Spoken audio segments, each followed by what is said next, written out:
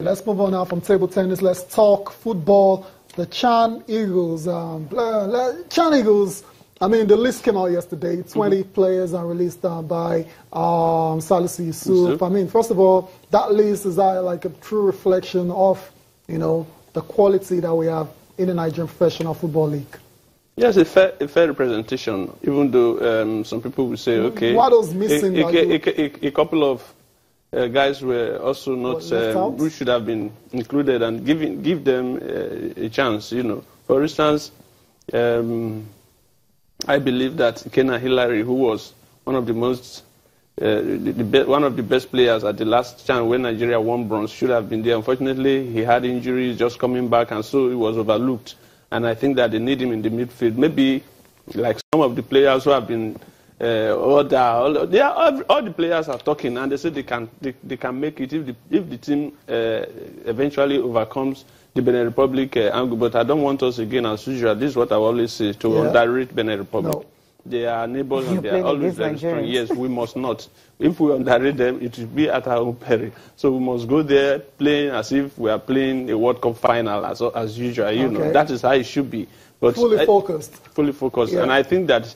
If they come back, of course, this is a continuous process. Some of the players may not measure up, and so the coaching crew, we should give them benefit of the doubt that they know what they are doing. And so if those who didn't measure up, when they come back, we can say, okay, you step aside. They are everywhere. And the other thing I want to say, they should not only look at the Nigerian Professional League, which is the first tier. They should look down. There are a lot of talented players who are not playing in the Nigerian MPFL. You understand what I'm saying? Yeah, I get what you're saying, but that's the prerogative of the coach.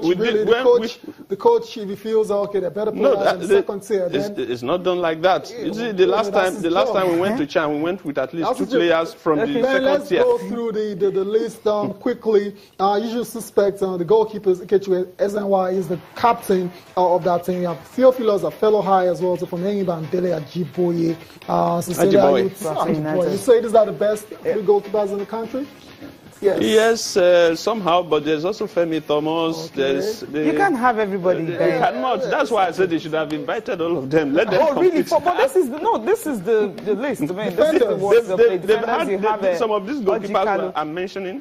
They've had experiences in the national team, even with the big boys. Okay, well, I mean, their clubs are doing well, so it shows that they're good enough. Absolutely. Ojikalu, Rangers, that's the defenders you're looking at now. Stephen Eze of Ifeanyiba, Emmanuel Ariwachuku from Aqua United, Chima Akas Eyimba, Nasiru Sani from Katsina United, Osasokoro of Rangers International. Rangers still letting some players go. I mean, well, it's struggling. But it's a national duty, you don't have a choice. Let's move over to what we have in the midfield.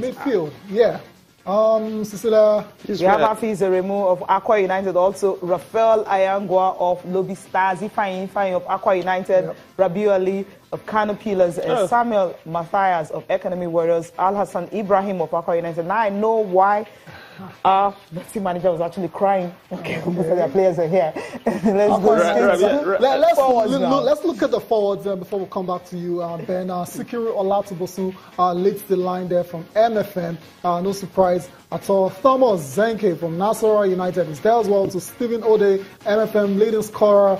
I mean, what a player he is, and he can still get better. You also have Kingsley Dewa from Lobby Stars and Ifeanyi George from Rangers International. I mentioned Lobby Stars. I mean, there's a player there that has been scoring a lot of goals, right? That's the reason.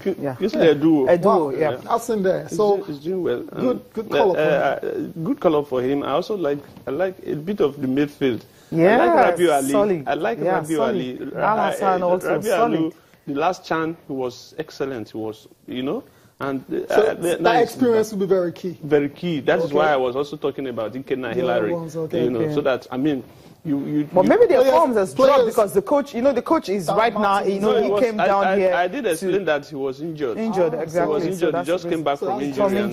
So that justifies his exclusion. He plays for Ifeanyi, and I think that if the team makes it through, such players, I mean, look he's going to get his chance. It depends on his later form. Yeah, I mean, I wouldn't subscribe to you because they have the experience. They were in the last championship. You start bringing all of them and all that. I'll subscribe to look at the present form they are right now. No, that's the form you're going to look at. That's not what I'm saying. Okay. What I'm saying is that going by his standard that we have seen, I mean, as journalists, as media men, and I think that is a good material that we can just. It's not. We are not saying Salisu must. Okay, pick this time will tell. Time will tell if he can actually make a return to the Chan Eagles. And the Eagles will actually leave Kano, come to Lagos today. Then by road they go to Benin. I mean, what do you make of that arrangement? I think it's a good arrangement, if you ask me, because a couple of our guys, some of them have said that it is not right that you see Benin is just next door neighbor. It's like, I mean, these players. Considering that these players have been all over the place from their play centers back to Kano, all over the place. But they are flying from Kano to Lagos. They are flying from Kano to Lagos, which is about an hour. You know, when they get here, they would go by road with their fantastic bus. We used to go if you are going from Abuja. If you are going from Abuja to Kaduna, for instance, when we used to camp, where the Super Eagles used to camp, it's just about an hour drive or 2 hours at the most. So it's not similar. It's even less. If you are going, So Lagos to Benin is how many hours? It's less than an hour. But thereabout, or 2 hours at the most. So if you are going with the national team bus with security and everything, it could even be faster. You are not going to stop anywhere like at. I mean, once you are through from Badagry, you are in Benin Republic. Okay. So you are not going to Ghana. So if you are going to Ghana, you now say there will be trouble at Aflao border and all that. So there's no border town. Not a drama. It's not a drama. You see, there are some of our women who are traders who go to Benin Republic every day and come back almost immediately. You know, they do 45 minutes, 1 hour at the most, and they are back. So it's not a very bad. It's not big deal. So it's a good arrangement, right? You would say. Fantastic arrangement for them. NFL. Okay, let's talk about MPFL games now. Okay, these clubs will be missing.